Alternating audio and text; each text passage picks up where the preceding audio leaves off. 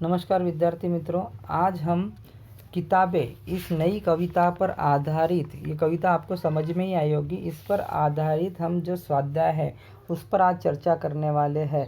तो चलिए हम स्वाध्याय की ओर बढ़ते हैं। किताबें जो गुलजार जी ने लिखी नई कविता है, इस पर आधारित जो स्वाध्याय दिया है उस स्वाध्याय पर आज हम चर्चा करेंगे। पाठ के आंगन में सूचना के अनुसार कृतियाँ कीजिए। ठीक है, तो सबसे पहले हम देखेंगे कृति।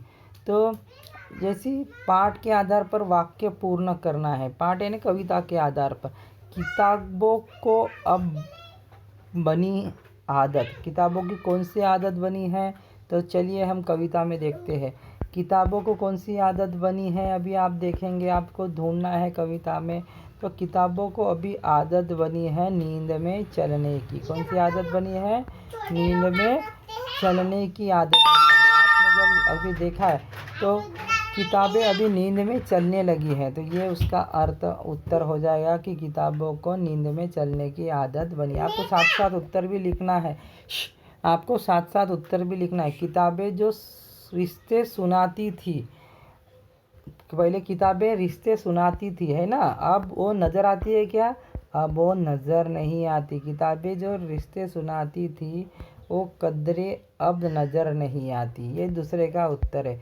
किताबें जो ये सुनाती थी, क्या सुनाती थी? रिश्ते सुनाती थी, वो अभी नज़र नहीं आती है, क्योंकि अभी कंप्यूटर का समय, इस वजह से ये नज़र नहीं आती है। तो ये है दूसरे का उत्तर। ठीक है, इसके बाद ख में कविता में प्रयुक्त उर्दू शब्द के तथा उसके अर्थ लिखना है मराठी में। जैसे अभी हम यहाँ पर लिखेंगे कि एक शब्द उर्दू शब्द हम यहाँ लिखना है, ये उस जैसे सफ़ा उर्दू शब्द है, तो सफ़ा मतलब क्या आता है? पन्ना। सफ़ा यानी क्या आता है? पन्ना। तो उसका हिंदी अर्थ यहाँ पे लिखना है। उर्दू शब्द यहाँ पर हिंदी उर्दू शब्द यहाँ पर लिखना है, उसका हिंदी अर्थ यहाँ पर लिखना है। सफ़ा यानी पन्ना। ठीक है, सफ़ा यानी पन्ना। यहाँ पर जैसे इल्म लिखे तो ज्ञान, ज्ञान। ठीक है, तो वैसे ही आपको ढूंढना है कौन से शब्द है उर्दू जो आप हिंदी में लिखोगे। तो आपको यहीं पे पता चलेंगे कि जैसे आपने यहाँ पे देखा सफ़ा, सफ़ा एक उर्दू शब्द है, तो उसका अर्थ क्या हो गया? पन्ना। तो आपको एक ऊपर के बॉक्स में, उर्दू के बॉक्स में सफ़ा लिखना है और हिंदी के बॉक्स में उसका अर्थ क्या लिखना है? पन्ना। ठीक है, उसी प्रकार से दूसरा उर्दू शब्द है अल्फाज। अल्फाज उर्दू शब्द है और शब्द कौन सा शब्द है?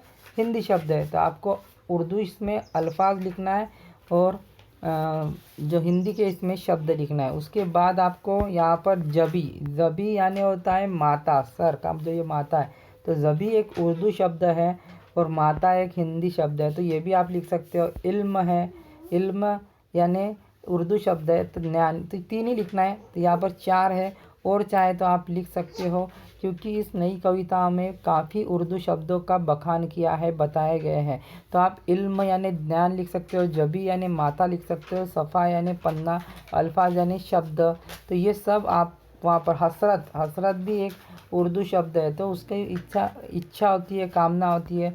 तो आपको ये जो बॉक्स दिया है इसमें वो भरना है। तो यहाँ पर उर्दू शब्द, उसका हिंदी में अर्थ यहाँ पर भरना है। तो अभी मैंने आपको बताया कि आपको उर्दू शब्द कहाँ मिलेंगे और उसका हिंदी रूप कहाँ लिखना है। ठीक है, उसके बाद आपको जो किताबें ग आकृति यही दी है, किताबें यहाँ रखा करते थे। तो किताबें कवि कहाँ रखा करते थे, तो आपने कविता अभी समझ ली है।